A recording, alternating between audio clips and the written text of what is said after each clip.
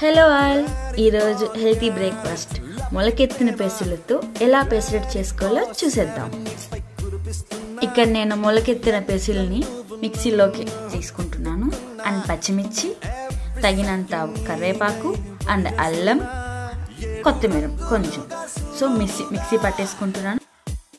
ఇక్కడ మీకు చూపించినంత కన్సిస్టెన్సీగా మిక్సీ పట్టుకున్నాను. సో ఇలా మెత్తుకుంటే దోశ అనేది కొంచెం క్రిస్పీగా బాగా వస్తుంది.